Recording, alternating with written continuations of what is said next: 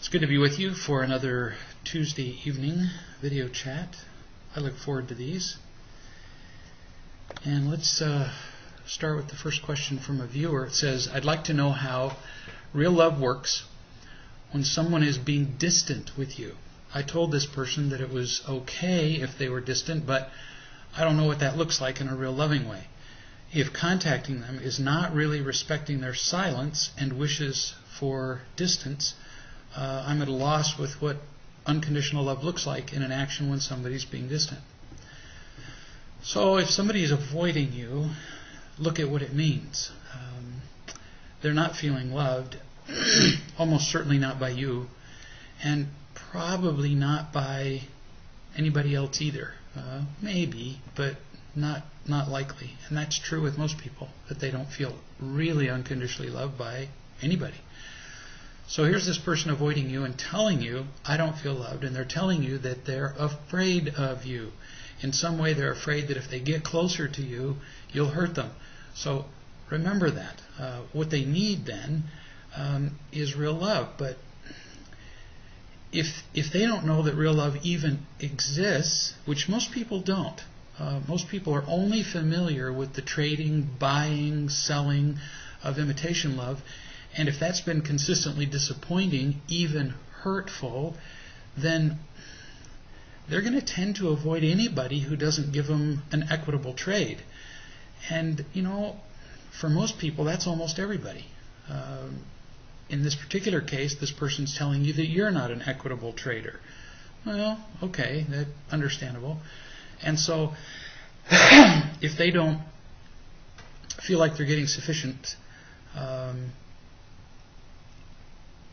return in imitation love, they're going to go for something that doesn't require a return from you, which is safety. So they'll just avoid you altogether. Who wants to be hurt more? So what can you do? Well, it kind of depends on whether they're passively distancing themselves from you or actively, as in telling you, bug off, leave me alone, don't talk to me.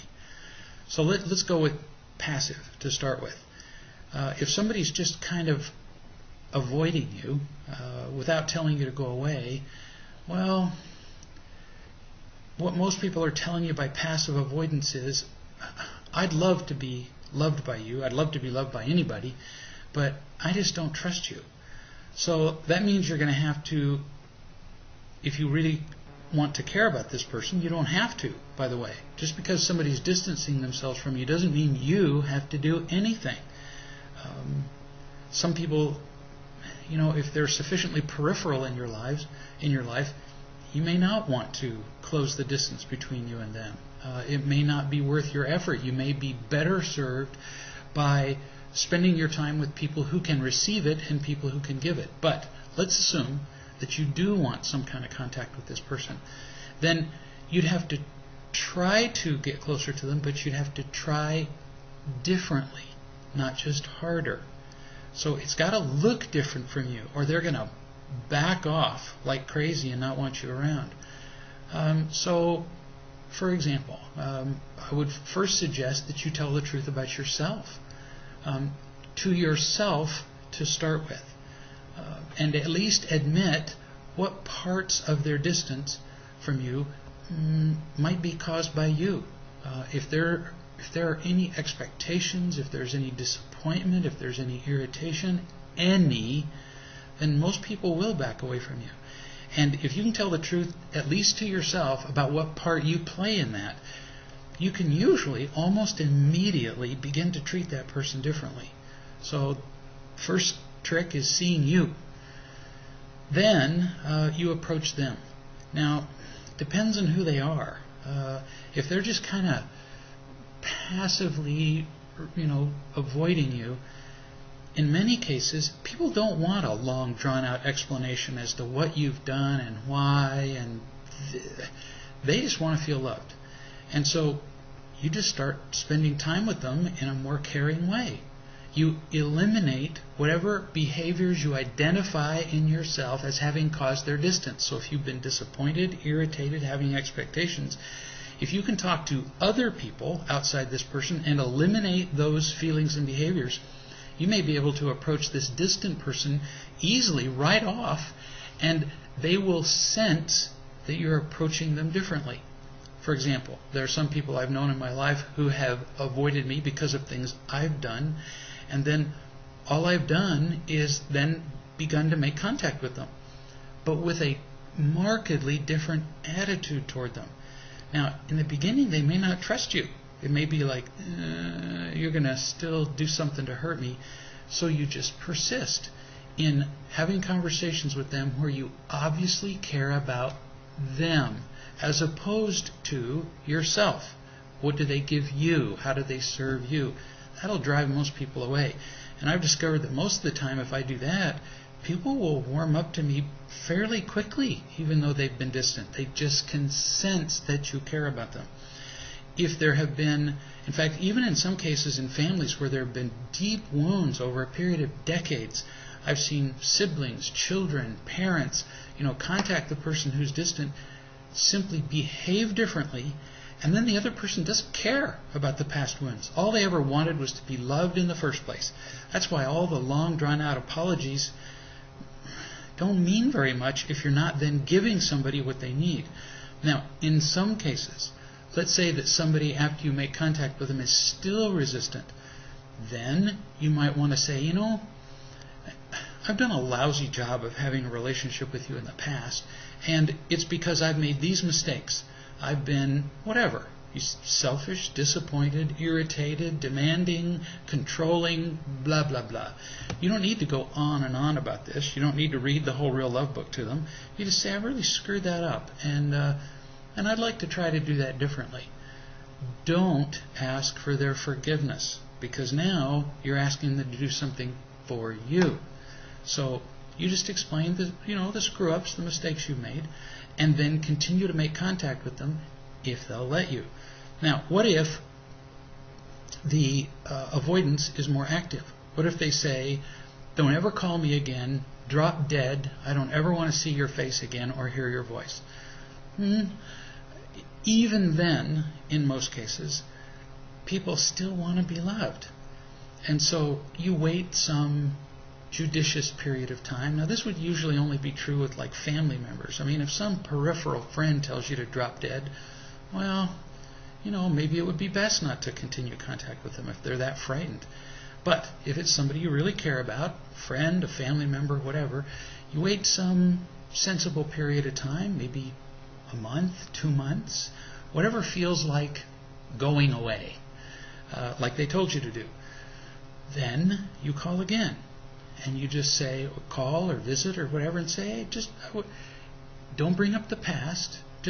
I was just calling to see how you're doing. You're going to know pretty quickly whether they have any inclination toward forgiving you. For example, you might say to somebody, I was just calling to see how you're doing, and you might see a really skeptical, angry look on their face. Keep going. Just keep loving them.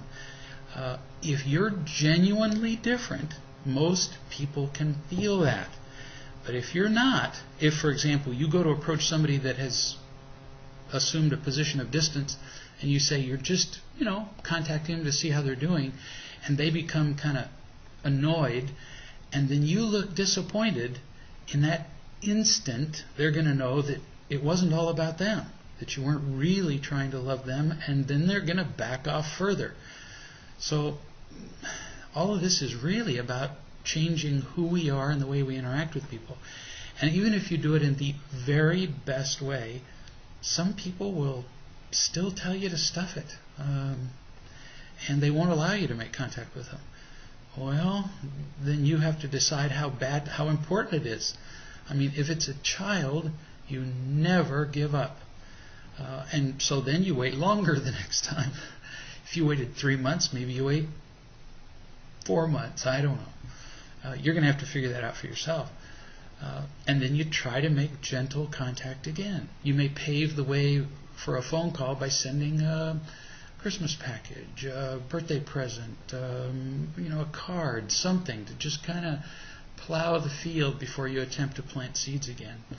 You're going to have to figure it out, but usually love will make the difference. People really want to feel loved. When they tell you to go away, they're just afraid. Here's a viewer who says, please tell me why, if you are in a married, committed relationship, that the advice you usually give is to work together with the principles, the real love principles. But if you're single and dating someone, that your advice is usually to just leave and work with the principles separately, individually.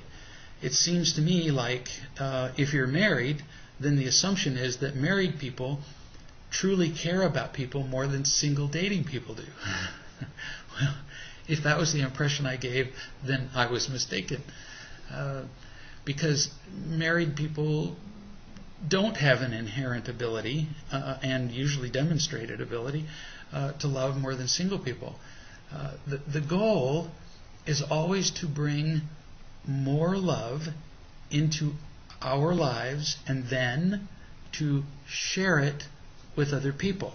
But usually the first step is feeling more loved and healed and whole ourselves. So every relationship, all of them, our relationship with the mailman is an opportunity to practice loving other people. So what's the difference between married relationships and single dating relationships? Imagine life as being like climbing a mountain.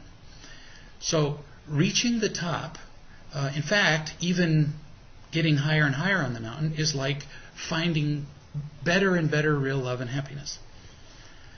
So you have a 100-pound pack on your back. Would you prefer to climb up the mountain with the 100-pound pack or without it? Well, climbing with it, the answer is obvious. Who would prefer to climb a mountain with a 100-pound pack on their back? And climbing with a pack is comparable to trying to have a relationship with somebody who is empty and afraid and who demonstrates regularly their getting and protecting behaviors. It's difficult. It is very difficult to learn to be loving while somebody is defending themselves, trying to squeeze you for imitation love, attacking you, all that stuff. Now, if you're single, what I'm suggesting, to continue with the metaphor, is that you're nuts to do this.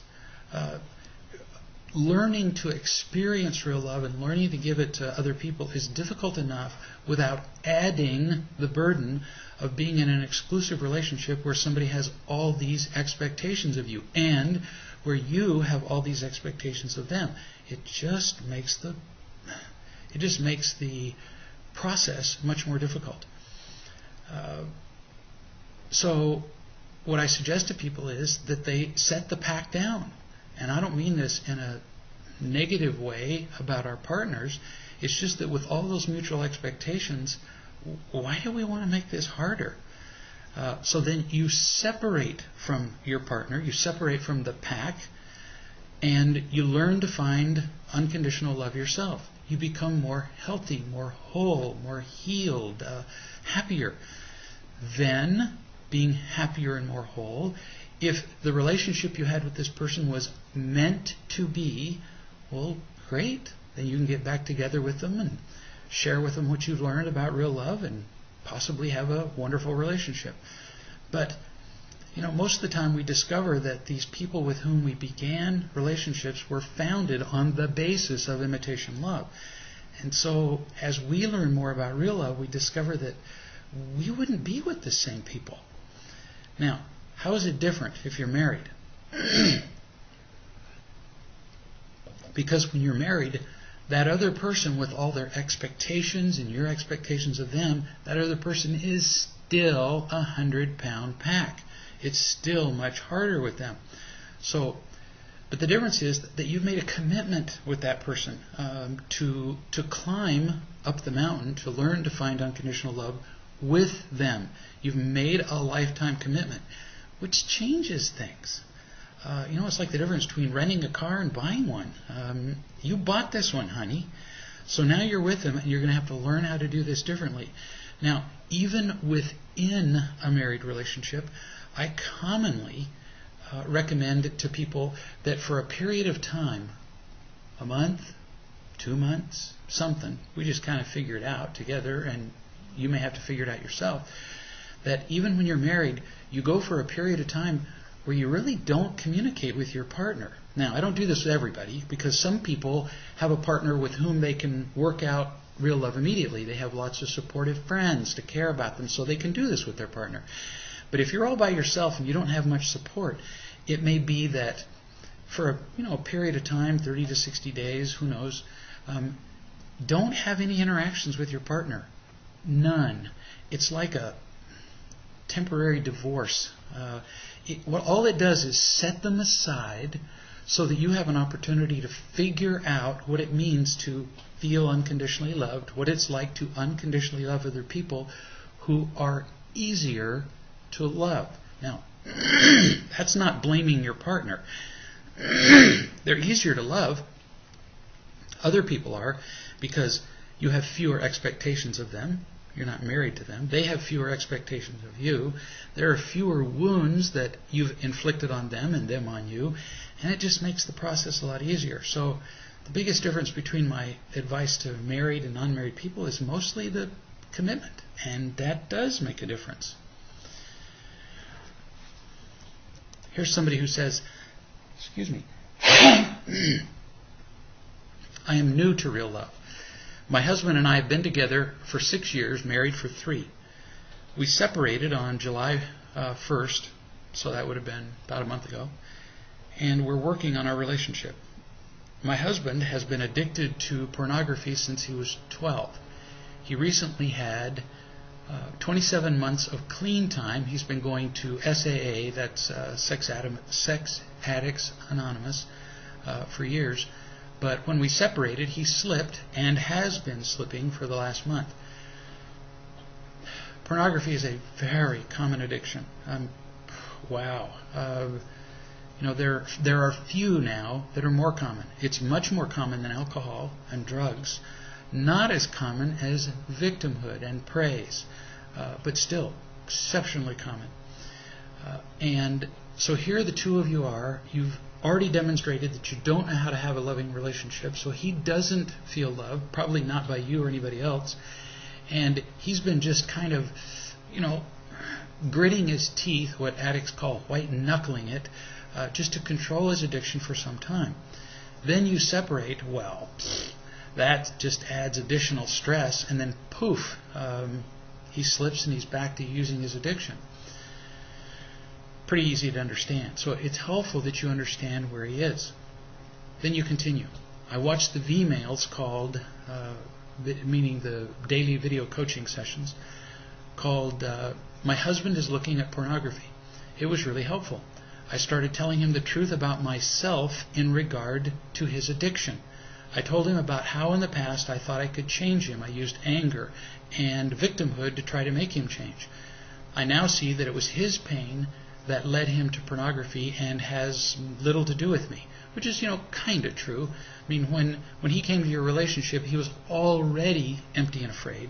Then, in your relationship, when you were less than unconditionally loving, that was just enough to just push him over. So you're not responsible for his addiction, but during the times when you've been less than unconditionally loving with him, you have made it more difficult for him, or you've been a precipitator, source of stress for him that would add to his tendency to use his addiction. Again, I'm not telling you you're responsible, just we all make each other's lives more difficult when we're empty and afraid.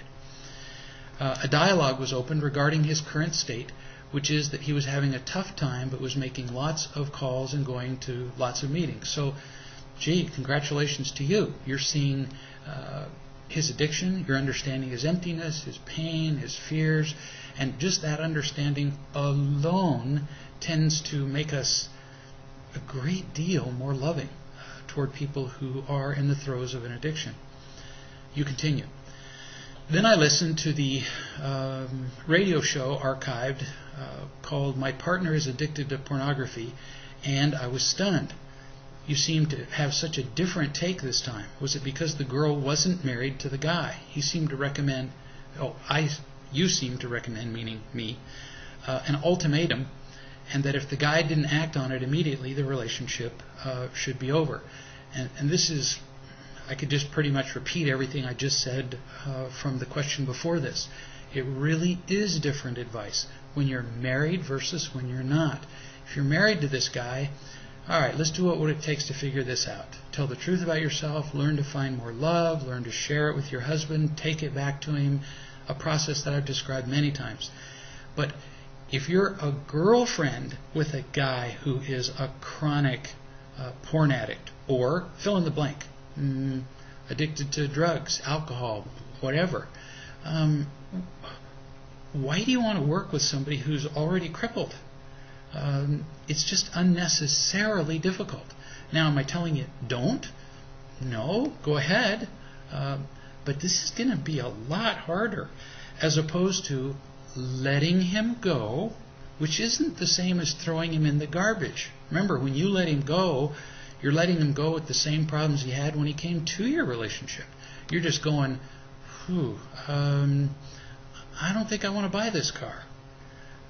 So you let the rental go, and you go out and learn to find unconditional love for yourself. You become healthier. For one thing, you're going to discover you attract a different kind of person. For the second, if this guy really was meant for you from the beginning of time, well then great. You'll be in a healthier position to help him. But I recommend to single people that they let severely flawed, severely addicted, dysfunctional people, just let them go and start over. And that is not an accusation of your partner, because it's very likely that if you attracted somebody into your life who's addicted, it's highly likely that you're just as flawed as he is. So it's not what's the word I'm looking for? An indictment. Thank you. It's not an indictment of your partner. It's an indictment of the fact that you're probably not ready for a relationship with anybody. So take the time to find real love. If you're single and you break up with somebody, don't even think about another relationship for a year, because it's probably going to take you that long to feel sufficiently loved to attract a different partner and to be ready to love a different partner. You continue. After listening to this, I found that I'm incredibly angry about pornography even being in my life. I don't want to be married to a pornography addict. But then, isn't this me? I guess my question is, if I'm married to a sex addict, do I live with it and love it, hate it, or leave it? Or do I have the option of leaving when I'm married to him? It's your choice, sweetie. If you're married to the guy, I would certainly recommend that you devote a considerable period of time, at least 6 months, a year, preferably longer, seeing what difference it makes to your husband to love him unconditionally. After all, that's, if you're married to him, that's the reason. It's the whole reason he's addicted, is that he doesn't feel loved. And if you're married to him, you made a commitment to be with him. Now, that doesn't mean you have to stay with him. If his addiction is just sucking you into a sinkhole of despair and making you unhealthy and bitter and angry and you can't grow, well, then leaving him may be the thing to do. I can't answer that question for you individually. But on the whole, if we're willing to spend the time and effort to bring real love back into our relationships, boy, it's usually worth it. In most cases, it resurrects the relationship. It changes it. In some cases, it doesn't. But even then, you didn't waste your time trying to bring real love back to your relationship, because then you get to rest comfortably the rest of your life knowing that you did everything you could. So you got little to lose by going the real love route in the beginning when you're married. And occasionally when you're single. You want to try that route even though it's harder? Go for it. Just be aware that it's way harder. Here's somebody who says, the phone rang the other night, and because the phone is old, the readout about what number's calling is starting to fail, so I couldn't see who it was, and I answered. It was my former sister-in-law, Connie. I did not want to talk to her because she's a toxic alcoholic and victim who goes on and on and on. She was calling because Mike, my former husband's brother, had fallen down a long escalator and was severely injured by her account. She went on and on about the details of that and everything else in life that was wrong. I knew what I should do, which was to stop the flow of all the victimhood and say, Connie, tell me what happened to Mike. Once I heard what really happened, then I could make an assessment as to the seriousness of it all and decide what to do about it. Then I could have said, I have something really important to do, like vacuum or dust the house, and I could have hung up the phone. But I didn't do any of that. I sat there and said, yeah, all the while pacing around while I was on the phone and thinking evil thoughts about how annoying I find her, not loving. Is it that I want her to like me, and that's why I can't just say what I need to say, or is it leftover training about being polite from childhood? It's all of that. And most of the time that we're told to be polite to people, we're not being told by our parents to genuinely be kind. We're being told to avoid conflict that would reflect badly on them. And so once again, we're back to the avoidance of disapproval. That's what most politeness is, rather than genuine affection.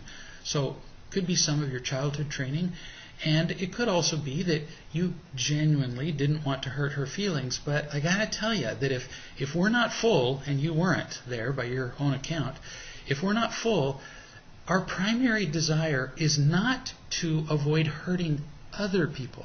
Our primary desire is to not hurt them so they won't get mad and then hurt us. So people have many times said to me, well, I didn't say anything because I didn't want to hurt them. No, their real interest was they didn't want to kick a sleeping dog and be bitten. And that's true with most of us. That's why we avoid saying the difficult thing, is because how it will come back on us. You said, I'm sorry that he fell down the escalator and that the whole family is consumed by a constant drama of drinking, fighting, and conflict.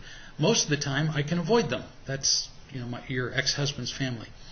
And not get sucked into the drama. I do understand that they're empty, and yet I feel no inclination to try and love them. I avoid them, I run from them, I attack them, I lie when I talk politely to them when I don't really want to. Not such a pretty picture, huh? So I'm glad to get that out in the open. So what you're really describing is you're learning about real love. You're learning how to become more unconditionally loving with probably a lot of people. And your ex-husband's family is just more than you can do. So all they're doing is they're kind of like the canary in the coal mine. When the canary drops over dead, they know something bad's going on, and so they get out of the mine. Well, that's what these people are telling you. They're telling you that, when the canary dies, there's a certain amount of oxygen you have to live. When the canary dies, it's below that level. Well, same with you. You've got this amount of real love in your life, and along come these people who require this much of you. And so as soon as they enter the picture, poof, you're empty. So it's not that you haven't learned anything. It's not that you're completely unloving. You're just not loving enough to love them. And so they're telling you what your level is. Not enough to handle them. Well, big deal.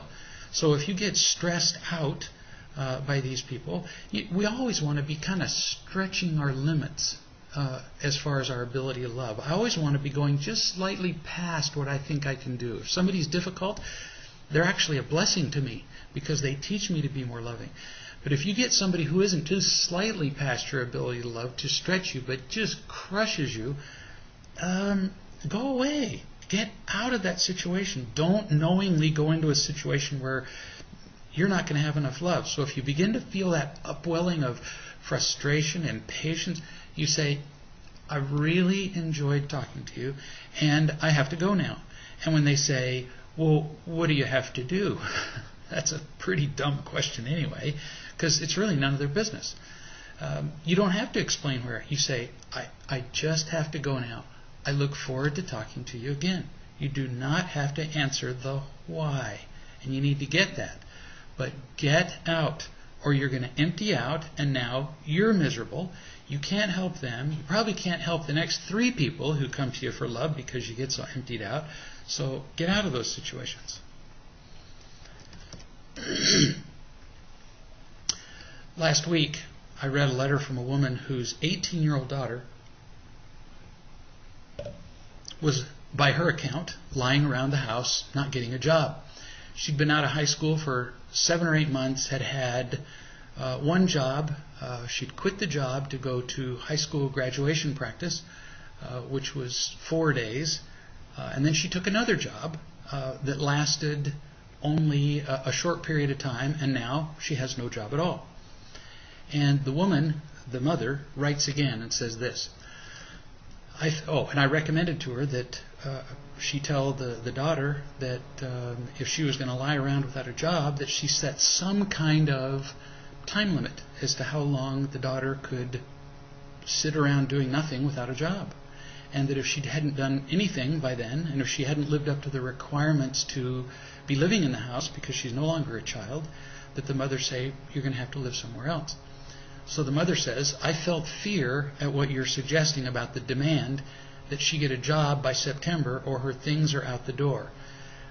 But I know I just have to do it anyway with love. Well, in the first place, it's not a demand.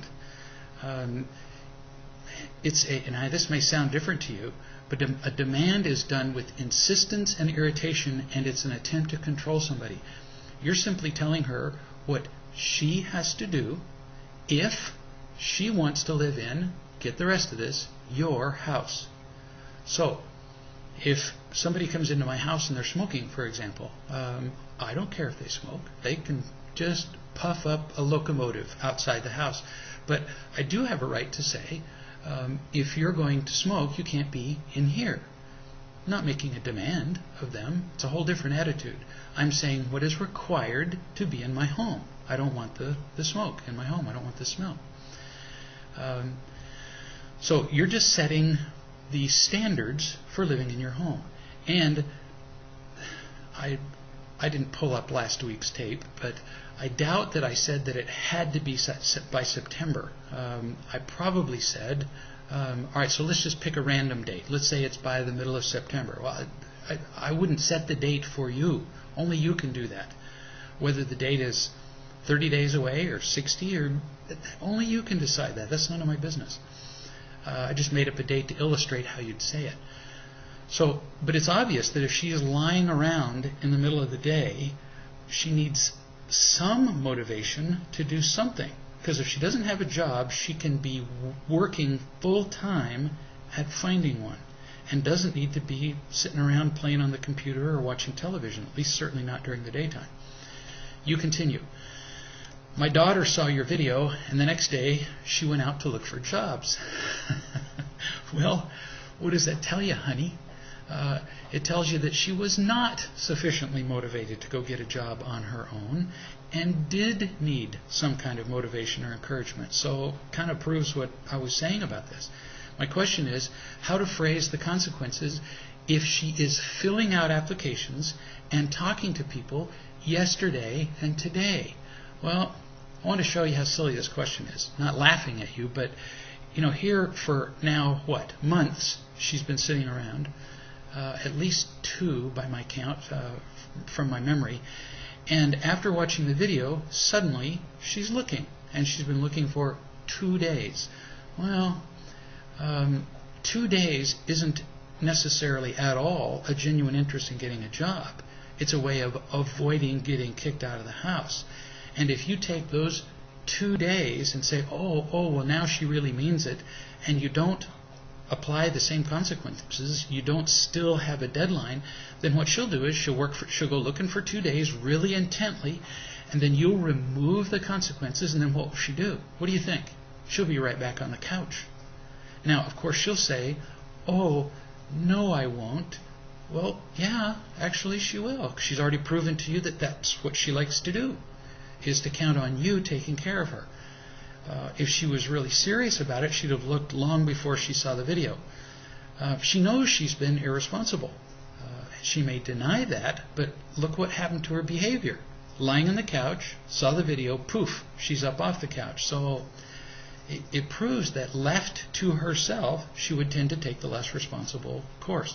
Then you continue. She's now doing her own shopping for food for the week, but of course that just started. She actually was most upset that you said she was not grateful. Ironically, she actually said thank you to me regarding the use of the car to look for jobs, although I know you meant grateful in a greater universal way.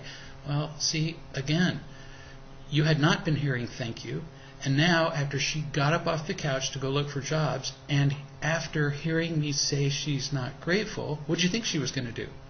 Now she's going to prove me wrong, which is fine with me, and she's going to say, oh, well, thank you, Mother. And she thinks that saying thank you once makes up for years of being ungrateful. That's not a pattern. That's more like a fluke, or to prove that she's doing what she's supposed to be doing. And, you've described her in the last session and in this one as an angry child, and that you've been afraid of her anger. It is impossible to be angry and grateful at the same time. And apparently you've had a lot of trouble with their anger. So every single time a child becomes angry, what are they saying? How could I possibly be mad at you if I'm grateful to you? Can't be done. So the fact that she's been angry a lot tells you what? On the whole, she's really not grateful, despite this recent expression of gratitude. You continue. Question. Since she's moving forward about the job, do I need to use the idea of putting her stuff out on the steps on September 12? Well, the September 12 is up to you. That's none of my business. But if you leave it open-ended, if you say, well, we'll just see how it goes now that you're really looking, she's not going to keep looking, and she has nothing to motivate her to keep looking. She's going to go, well, I'm going to really put out an effort for a couple of days, and now that Mom's removed the consequence, well, I can do what I want, which is what people tend to do when you make it easy. And this isn't about accusing her of being a bad person, but she's already established the anger, the lack of gratitude, and the lack of responsibility. She's established that with her own behavior. It wasn't something I made up. You continue. To be honest, I do fear her anger, her attacking and running behavior, with her acting like a victim. I know that real love is feeling genuinely happy about being affected by others' behavior. Nevertheless, it takes a lot to deal with her anger. So again, her anger is just communicating over and over that she doesn't get gratitude and responsibility. People who are responsible and grateful don't get mad. And she's not alone in this. She's not being picked on. I'm not going, oh, your daughter's terrible, because 90+% of the world is irresponsible and ungrateful. Now, interestingly, the same day that I got, or the next day, that I got this letter from the mother, I got a letter from the daughter, which went on for quite a few pages. And I'm going to just kind of excerpt pieces from it. She said, I don't even know where to start with you. That's the same tone of voice my mother used to use with me. After I watched your Tuesday chat, she said, I was really, really mad about what you said. I don't think you have any place or right to comment on what kind of person I am when you don't even know me or half the things I've been through. Now, I want you to observe, both you and your mother, the tone of how you began that letter. It wasn't like, wow, I can see now that I haven't been grateful or sufficiently responsible. Thanks for that. No, you leapt right into your problems were whose fault, and your anger was whose fault? Mine. And I don't even know you. So if you do that with me, I can only imagine how you do that with your mother. You said you were really mad, which is all about victimhood. You said, you don't really know what I've been through. Again, victimhood. And you have been a victim. Your mother admits that she has not been sufficiently unconditionally loving toward you, which does victimize a child. But now you have the choice whether you want to continue to feel and act like a victim, or whether you want to choose to be loving and happy. You're 18 years old. You're not 8 anymore. And so this is up to you what you choose. You continue. My mom didn't tell you the whole story. Well, I knew that. Nobody ever does tell the whole story. So deal with the part that is true. What part of what she said and what I've said is true? How could you be more grateful? How could you be more responsible, as opposed to concentrating only on what errors there might have been in her account to me, and then saying, well, so I don't need to do anything because I'm really, really mad. And then it's interesting that you said, this was like the third or fourth sentence, you said, I'm starting college on August 17th, and my mother told you it was the 20th. That just speaks volumes about you and your need to be a victim, your need to be right. I mean, you're correcting her for being 3 days off in the day you start school. Who cares? But see, you have a profound need to be right. And if you want to be right, even after I'm talking here, you get to be. You can be as right as you want to be, but you're going to be miserable. Because if you're focused on being right, you're not going to see what you're doing that is unproductive.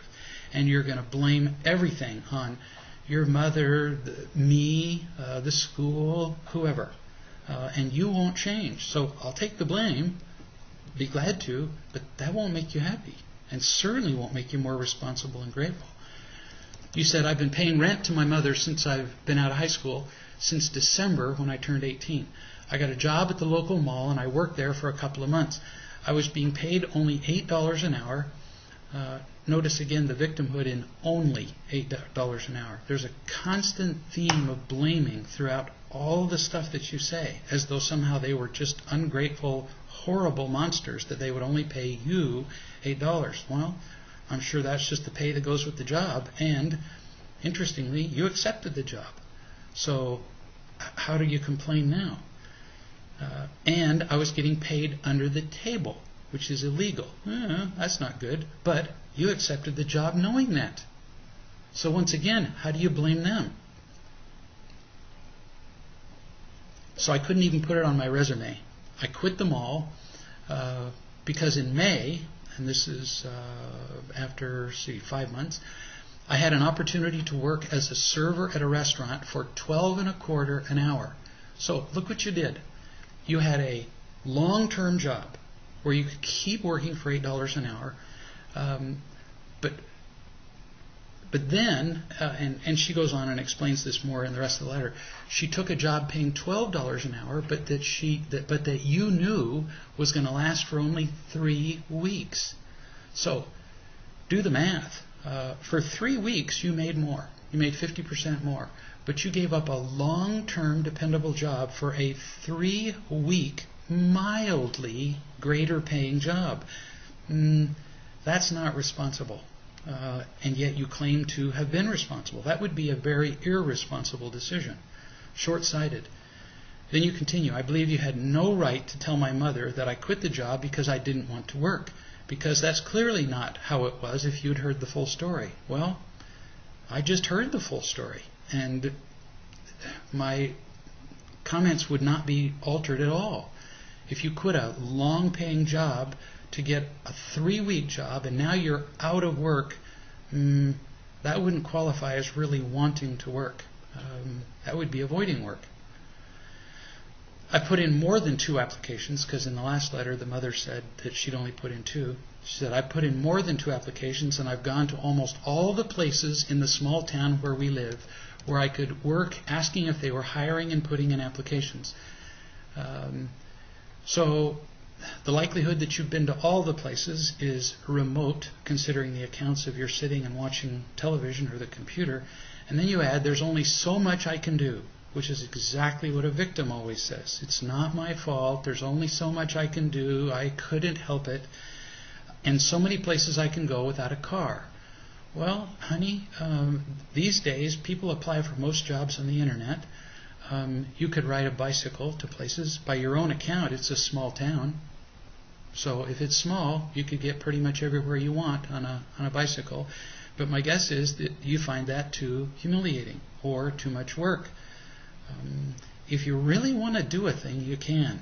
I hear all the time from people, can't find a job, can't find it. And then I hear from people who are working full-time, they want to find a part-time job to supplement their income, and they go out and they find a part-time job in 3 days. I've just got a letter from a man the other day that said the same thing. So there's a whole lot here that appears to be your choice. You continue. I think it's complete BS that you called me irresponsible when you don't know me and have never met me. I'm a very responsible person. Well, I'm not telling you you're bad, but by your words and your account, not your mother's, yours, you haven't been a responsible person. And it doesn't change it if you scream, I'm responsible, louder, or if you blame other people, or you say it's a small town, or I quit my job and I was being paid under the table. There are things you could have done differently and could still. So it doesn't change your level of responsibility just to insist that you have been. You have absolutely no idea how I think or what I think. You don't know my personality or anything. You assume things. You're wrong. It goes on. And no doubt I'm wrong about a lot of things. But based on the words you have spoken, your behavior so far has not been responsible. When I was 15 years old, my mom sent me away in 2006. She sent me for 18 months to a wilderness program. Then I was transferred to an emotional growth boarding school in Montana. Then I ran away twice from the emotional growth boarding school. And then I was transferred to my first, not even the last, 24-hour watch lockdown facility. Well, honey, people who are responsible and grateful don't go to wilderness programs, at least 2 emotional growth boarding schools, and 24-hour lockdown facilities. It doesn't happen. So, your mother has been at fault in many ways. She did not sufficiently unconditionally love you. She didn't know how. But we're talking now about choices you made, and I'm not using your mother's account. This sounds like somebody who has a long prison rap sheet. And then looking at the judge and saying, Your Honor, I thoroughly respect the law. No, you really don't. And your life won't change until you see what you do, until you see how you can choose differently. And darling, I'm not criticizing you. I'm saying, I get this. I get why people behave like this. I've seen it thousands of times. And there's always a reason. We can always blame other people, but our lives don't change until we accept responsibility for our choices. And we can't do that until we tell the truth about our choices. And I'm just recommending that you do that. You'll be happier. Rather than blaming your mother or blaming me, because you can blame me all day and I'll take it. It won't bother me at all. But you won't be happier. Then I wrote to you.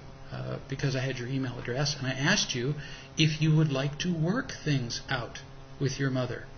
And your response was, and you wrote that, E-H-A, I don't know, I just didn't like what you said. Well, sweetie, that's the definition of irresponsible and victimhood. You just defined it. Would you like to work out a more productive path in life? No, I'd rather just blame you. That's what you said. And I'm not using your mother's words, yours. You'll be much happier if you take responsibility for how things are with you now, and then you can begin to change the course in your life. You can make smarter decisions. You can feel more unconditionally loved as you tell the truth about yourself. Oodles happier. No kidding. Here's a reader. Let's see. This is a letter. We spoke a few weeks ago. You're speaking to me, and we spoke about my separation from my husband and some of the abuse that has happened in our relationship. I have finished my first book, and now I'm reading Real Love and Marriage. My husband is doing the same, and soon we'll be working on the marriage workbook together. I'm calling people, and I'm learning as much as I can. My husband is reading and progressing at his own pace. He does not call people and does not want to go to groups or seminars. I'm all in. Give me all of it. So I'm tickled for you that you found something that you understand, something that appeals to you, and something that's working. And it's all because you've, like you said, you're all in. You've decided to jump in and apply the principles in your life. But you said your husband doesn't want to do this. And it's critical that you accept his decision. So at this point, he may not be capable of calling people. You are. And so you're going to have to be the pioneer here. And in the beginning, will it be equitable? Will it be fair that you both do equal amounts of work? No, but for reasons that we don't really care about, you're willing to do more. And as long as you continue to be willing to do more, whoa, you'll bring so much happiness into your relationship. As soon as you demand that he does as much as you do, you're going to have problems. You continue, we're still separated, and I plan to stay at my daughter's until I can work through the fear I have. As I told you before, I've had a lifetime of abuse, and anybody yelling or screaming takes me right back to the past, and I close up. Walls go up, and the only thing I know to do is to run and hide. I need to learn to open up even in the face of a difficult conversation. So, yeah, eventually you'll get to the place where you can be more open in a difficult conversation. But we alluded to this earlier in this video chat. In the meantime, if you can't be open in a confrontational conversation, stay out of them. So you're wise that at this point you're separated and learning this gradually. And this again goes back to the question we asked at the top of the video chat when somebody said, it was the second question, do you give different recommendations based on whether people are single or married? Yes. But even in married relationships, I sometimes suggest that it may be the brilliant thing to do to separate either emotionally by not speaking or physically by being in a separate house until you're capable of dealing with the difficult situation, which is what you're doing, which I think is brilliant because you're not quitting. It's not like you're just going, well, heck with him and walking away. You're saying, I can't handle that. It's not blaming him. You just can't handle that. And you're going to learn to do this. And then eventually you're working toward getting back together. That's just genius. Last night, you continue, was the first time my husband and I had a conversation where we both validated each other's feelings. Wow. I mean, woo-hoo. Way to go, kid. And even though it was hard for me to stay open, I did the whole time. And see, that's a source for just celebration. That as you've grown in your ability to feel loved and be loving, you can now finally have a conversation with him where you could be kind and compassionate. And I tell you, it's no accident that here you are validating his feelings and listening to him, and for the first time he's able to do the same with you. Well, that has a huge relationship to your making him feel safe by loving him. You said, I said exactly what you told me. I said, you're right, I don't know how to love you. I've been too stupid to know how to love you, but I'm trying to learn how. End quote. Well, way to go, kid.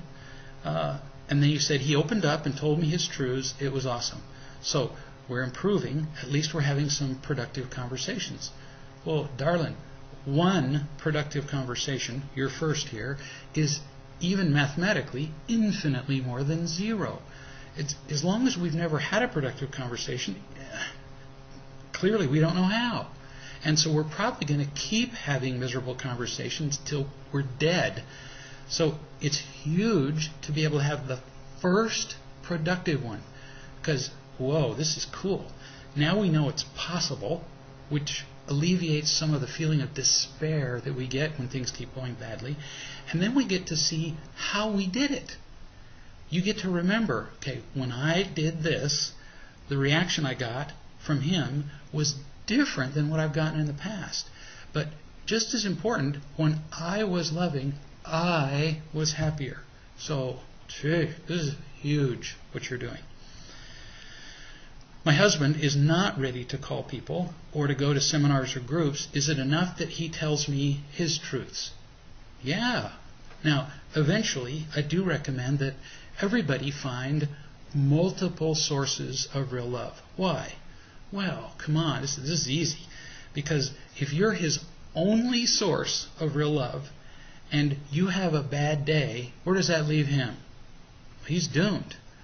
Whereas if he's got you and 3 other guys that he can call, well, if you're having a bad day, he just goes, can't draw water from that well.